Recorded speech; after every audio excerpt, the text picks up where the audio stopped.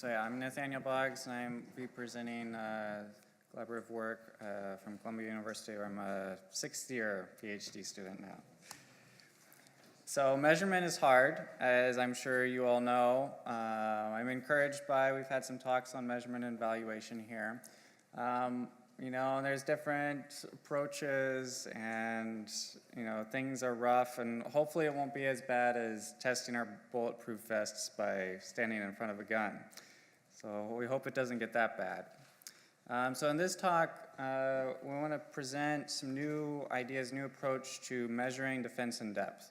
So defense in depth has been a core principle of designing a security architecture for a long time, and it's based on the assumption that if we add more security controls, which could be your antivirus or firewall, educating your users, what have you, that these additional layers will detect or block an attack that is missed by your other security controls.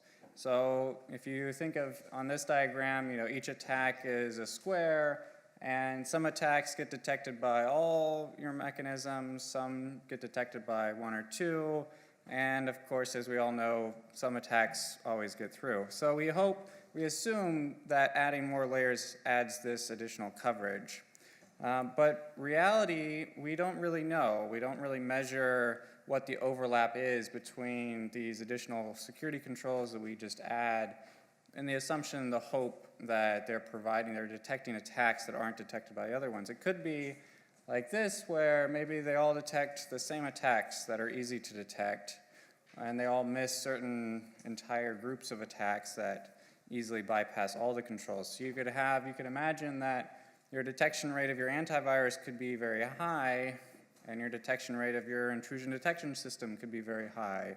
You can see the beautiful ROC curves, and you can say, wow, all my security controls do really well, and you deploy a whole bunch of them, but if they all miss the same attacks, that's still not going to keep your organization secure. So our goal is to come up with a methodology on how do you measure the total detection rate, so your entire set of security controls, how can you measure what them as a whole detect?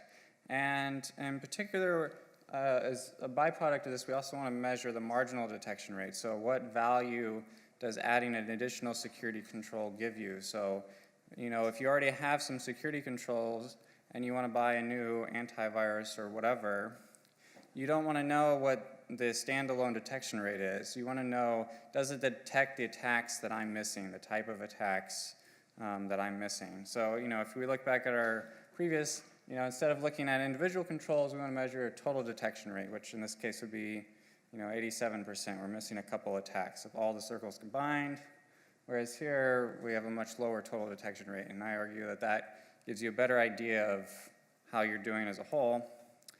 And to illustrate the marginal detection rate, so assume you have these two blue circles represent your existing security controls, and now I want to know, well, I have this new security control and it detects this set of attacks, 3 of which my other ones don't detect, so it gives me that additional, and it will increase my total coverage from like 50% to almost 90%, so that could be a good, you can weigh that against the costs and the false positives of that control.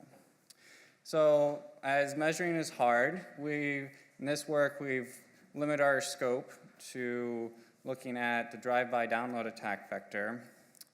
And so how do we compare these different security controls? You can imagine you could compare antivirus to antivirus fairly easily, but how do you measure a spam filter to an antivirus? So the key idea here is that we link the attack data from each different layer. So if you think of an end-to-end drive-by download attack, there's a spam email sent to some user, they click on a link, they go to a website, and the website sends some malicious payload that infects them via Acrobat Reader or Flash or the web browser. And then eventually it'll install an antivirus on their machine. So you can have these different layers, In this work, we look at the spam email, domain name, network traffic, executable file, but you can imagine this approach, any sort of attack vector, any sort of layers that you can link back to the same instance of an attack, then you can start to compare under the idea that if this attack was detected, if the spam email was blocked, that virus wouldn't end up on the computer because the user would never have clicked on it. If everything else could fail, but if your antivirus detected the end infection and cleaned it up, then the attack has failed. So any of these layers along the path could be interrupted. So in particular in this work, we look at, as you know, gathering data is also hard. So we look at particular class of attacker that's launching widespread untargeted attacks. So they're not targeting a specific organization because collecting data for that would be much harder. So then you would have to assume the attacker is willing to iterate. So you can't just get infected once and assume that that's the full extent of your data collection. But with untargeted attacks, where they're just sending these attacks to everyone, even to spam honeypots, then we can say, well, maybe we can actually collect representative data where this attacker is just kind of fire and forget. They're not going to go back and see if their attack was successful and attack you again. So to actually collect this data, we send virtual machines to links that are scraped out of real-time feed of spam emails.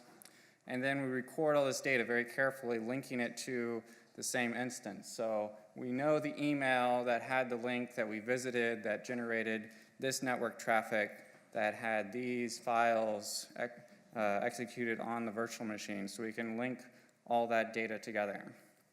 So we put all this together into a system that we call SPICE, the Security Posture Integration and Correlation Engine, where you can see on the left what looks pretty much like a typical traditional high interactive honeypot that is sending a full network stack, a full web browser with running vulnerable plugins. We take a spam feed, we pull out the emails, we parse them, we look at the URLs, we send the virtual machine to them. You can look at the details in the paper. And then we log this data, and this is where this linking of attack data and being very careful about having all the layers linked back to one instance of a virtual machine visiting this link and getting infected, this is where we're able then to expand on the state of the art and be able to test defense in depth. So we pull that into a database, and then we can test these products offline. We can send the network file to an intrusion detection system to be parsed. We can send the spam email to a spam filter, and so on with the antivirus and things. We do this as close to real time as possible, as we know, and as I'll show you later, time can influence detection rates very greatly, especially when we're looking at these low-end attackers that are just kind of spamming everyone. So we did a small experiment to illustrate this approach. We ended up with 1,400 instances of our virtual machines getting infected with a fair number of unique emails by actual exact content, but which quickly clustered down into about 36 clusters of relatively distinct email content. And that's what we'll use when I'm showing you results later based on a pessimistic view of detecting this cluster as a whole. So we tested security controls across different layers, spam filter, the domain reputations, network intrusion detections, antivirus engines, standalone antivirus engines. One that you might not expect to see is that we actually did a user study to see one layer of defense is, are your users going to actually click on that link in the first place? And I think it really illustrates how flexible this approach of carefully linking the attack data is, that we can actually test those emails against users and see, well, would a user actually click on this? Is this email convincing enough? And we actually show you how that, you can actually show how the results are and compare them directly to other security controls. we had a wide variety of sophistication of emails. You can have range from fairly convincing HTML all the way to very, at least for me, less convincing, but maybe they work sometimes, plain text type of things. And then here's the typical detection rate results that many other people have done before. So in the green we have the number of clusters detected, and the blue are the ones that were eventually detected, so retesting the same attacks against the antivirus engines and the domain reputation systems and such later in time. It's probably nothing novel, but it's very striking how if you add the green and the blue together, you see a lot of antiviruses do very well eventually. But for real-time detection, it was kind of weak. But to be fair, these are the equivalent of probably network-based engines where they're not able to do the dynamic analysis and things. And reputation systems do very well. Spam filters do very well on attacks coming in spam emails. So that is there. Eventually, so this is the mean days till detection. So for ones that eventually detected an attack, how long did it take? Sometimes days, every once in a while weeks. You can look at the paper for more details. So more interesting, so now we cross into things that people haven't done before. So now we're actually looking at what's the overlap between these security products. So if I had two security products that each had a 90% standalone detection rate, and if I assume that they were independent, so then my expected value, if I put those together in a defense in depth strategy, if these are actually independent, then I should have in total a 90% detection rate with these two combined. So what you see here on this graph, it's a little messy, but you see the number of attack clusters actually detected by both of them on the x-axis. So these two sensors combined. So this is pairs of security controls, versus on the y you see the expected number of total detections. So what happens is we drew this gray line down here in the middle, and that's if they were independent. So each mark is each pair of security controls. And if it's lower than that gray line, that means that they're dependent, that two controls that each detected 90% together only detected 91% or whatever. And you can see the farther down, the closer they would be to being completely overlapping rather than detecting some attacks that the other one did not. So here, it's kind of interesting. So if you're pessimistic, you might go into this experiment thinking, oh, well, antivirus companies probably share enough data that their signatures and heuristics are probably all the same, and they're probably completely redundant. They probably just detect the same set of attacks, and any two antivirus products could be interchangeable, in which case you would expect them to be much lower here on the graph. Or you could be very optimistic and say, well, I bet each company specializes so much in a particular type of attack that each one has its own specialty, and they detect attacks that nobody else detects, and you could see some pairs well above the line. What we end up seeing is, for the most part, things are actually fairly independent, but there's some redundancy there. And obviously, you probably want more data to see more significant trends, but that's the type of thing that we can start to do now. So now I'll show a use case of what you could do with this type of data. So using real data from our experiment, say assume you're a small organization, and so you choose the best antivirus. The standalone detection rate is the highest. In our experiment, that was 29 out of these 36 attack clusters.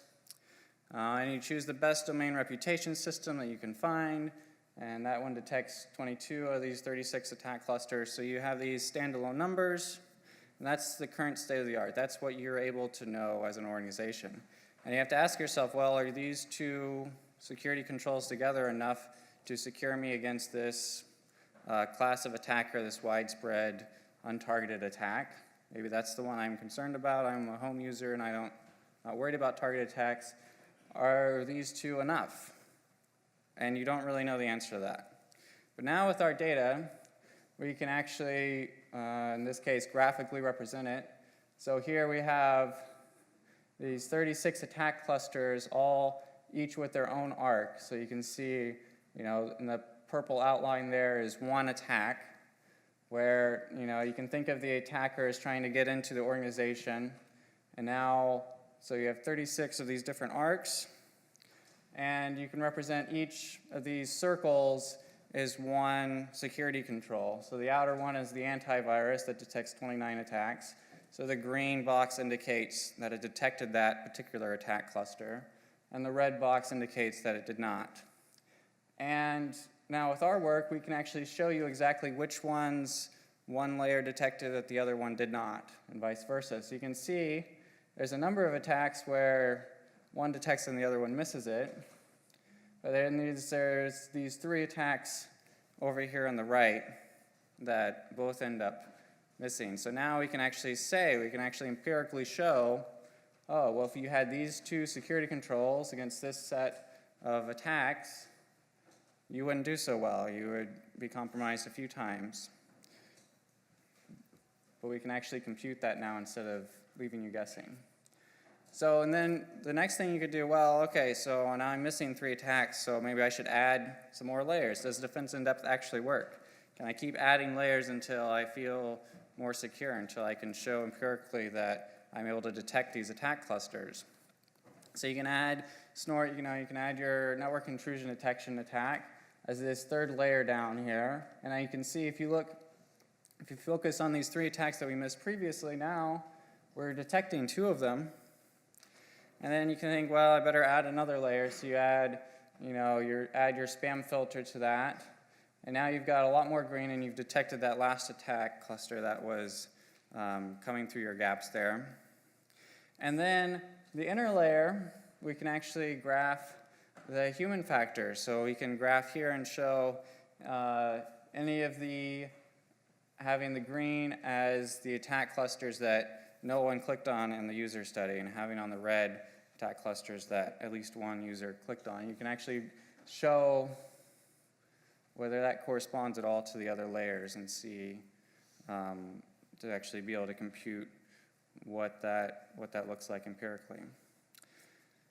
So for our user study, we did a small example study very similar to previous work, but the main difference here is that we're using these real emails that we captured that we tested with other sensors, so we can actually map back and see if the ones the antivirus detected or the spam filter detected are the same ones that the users clicked on. So we sanitize the links, but we leave the rest of the email the same. We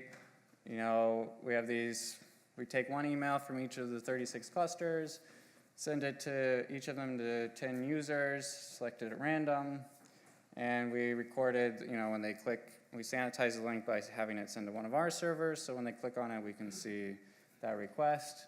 We end up with 17 click-throughs, fairly spread out, at most 2 in the same cluster. So you can look at the paper for details, but there wasn't a whole lot of correlation here between what emails people clicked on versus which ones were detected by attacks.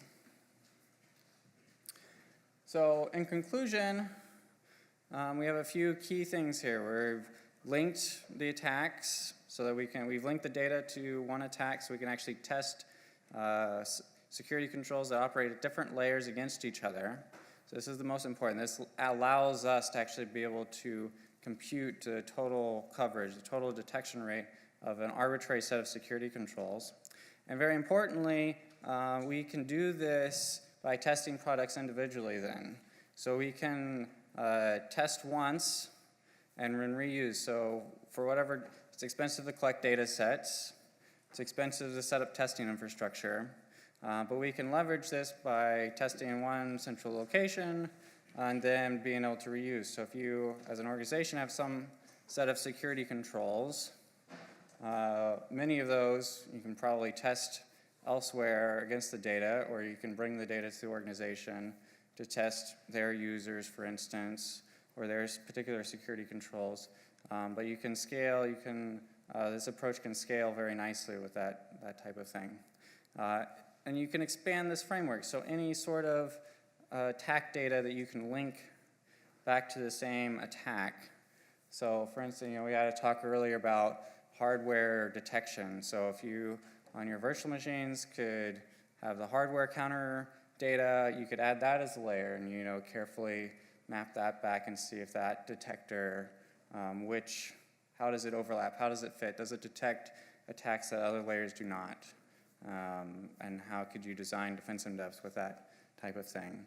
You can apply this idea of linking to other attack vectors where you can imagine carefully linking all the attack data as the attacker compromises a web server and you have network traffic and you have database calls and system calls and things like that. So this key idea is that we want to evaluate your defense in depth as a whole, and we want to be able to evaluate the marginal, what's the contribution of another product. So if you're not secure, how do you evaluate new purchases and things? You want to do that in the context of your existing set of security controls. So that's what we contribute here. And if you're welcome to the data that we collected for this experiment. This is available online. If you have any questions, I'm happy to take them now. If you have any question about the data, which you probably don't see right now, email me later and we're happy to help. Thank you.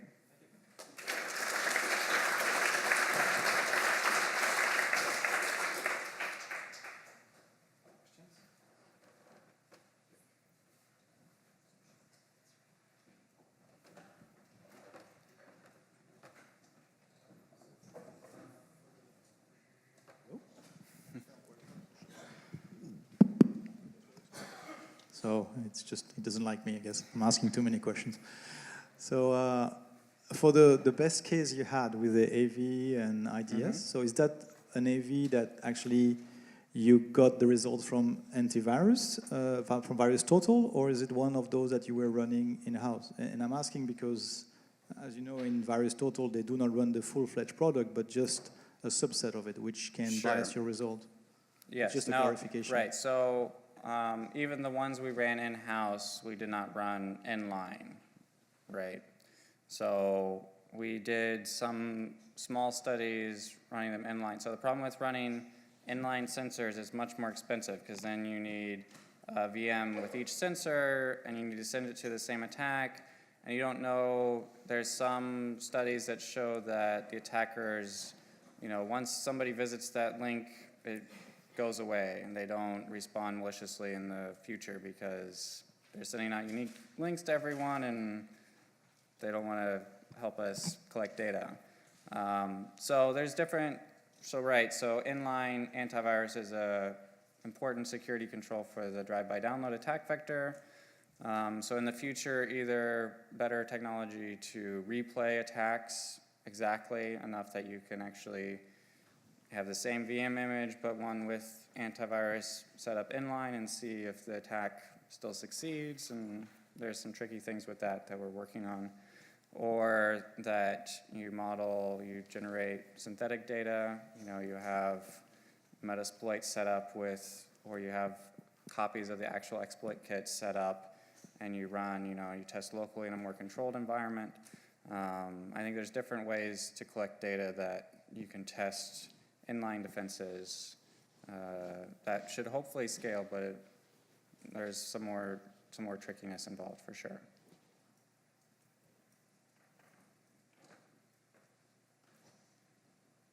But yeah, in general, inline antivirus performs much better. In some of our tests, we saw that at least for some engines, some of these attacks still get through, but it's much better than VirusTotal and standalone.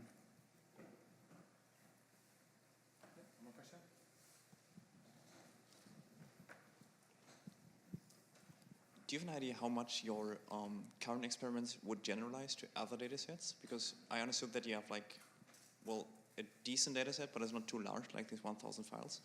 Can you maybe give us an impression of the diversity in this data set and if it generalizes to other data sets as well? Sure. So, like you said, we only saw 36 attack clusters, and that's with a very naive email clustering, based on string at a distance, right? So, if you look more closely, and you did some of the fancy graphing and connected domains, and if you had other information that told you what campaigns were using what, it'd probably be even less than that. So we wanted to, our goal was to illustrate the technique, right? So I don't want to, there's other companies and there's other research that is designed to build up huge infrastructure to scan lots of web pages and check VMs. I mean, we heard from, Google's initiative earlier, and yesterday. So that wasn't our goal at all. Our goal was, let's get enough data so we can actually start to show this overlap. So I don't know, our particular numbers may not scale up. We think that for this particular class of attacker where we're looking at attackers that are so aggressive they're sending spam emails, we believe this is fairly representative data, but yes, it's small. So I wouldn't, and this data is now old, and I'm sure things have evolved since we collected it. So I wouldn't put much weight on our exact numbers, but I'm very confident in the technique, right? That we need to be able to, people don't run one antivirus, they run defense in depth, and they have all these different controls, and we have to be able to measure what the total security is. We have to at least have some idea. Are they completely, overlapping and missing whole sections of attacks, or are they fairly independent? We're spending more money on controls, but do they actually gain us anything? We have to start to figure that out. Okay, thank you. So just a quick follow-up to that question. So, you definitely have interesting results, and how do you move from there to some generalization to say, well, this is how you have to do it. You have to have like a little bit of this, like a bit of that, you have, like for your good health, you have to eat vitamins, you have to drink water, and so on. So is there any hope that you can move from interesting yet anecdotal results towards something that is generalizable? Sure. So I guess the next steps I would see, which probably would strain the academic research, would be you want to do this continually first, right? Time is a huge factor.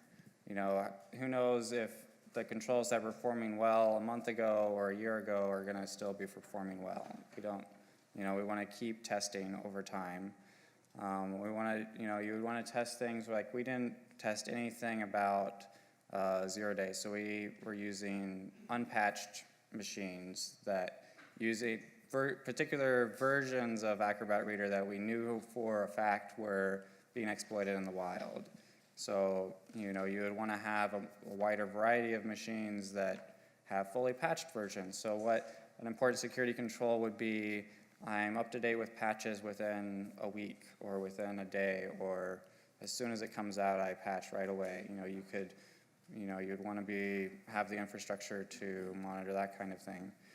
You'd want to collect additional data, right? So we're looking at these very widespread untargeted attacks. You'd want to generate data sets, maybe collecting in the wild, maybe also using, collecting the exploit kits themselves and testing locally, using Metasploit, maybe hiring red teams or buying commercial exploit kits that have more sophistication, more evasions that you can permute and, test those full sets of attacks. Expanding to other attack vectors. I think it's quite scalable, but I think it very quickly goes beyond academia, and you need more resources to start really scaling it up. So the last question is about the infrastructure you built allows comparing different tools amongst each other. So I found very interesting the comparison of the different antivirus and finding that they're independent. And I was wondering if you also did similar comparisons for example, reputation, domain reputation, or spam filters? Sure, so it's all, we do all the comparisons. So if you look, and in the paper you can probably see more clearly, but the different colors and shapes here represent pairs of different applications. So every single security, so we're not just comparing AV to AV here, we're comparing AV to spam, are the X's. You know, the triangles are AV compared to a domain reputation system. So that's the beauty of linking this data. We can actually directly compare and say, you detected this attack by the executable, but I detected it because of the domain name, and I know that that's blacklisted. You actually say, well, but this was the same attack. If either one of us had been in place, we could have blocked it. Yep. Great. Okay. Thanks again. Thanks very much.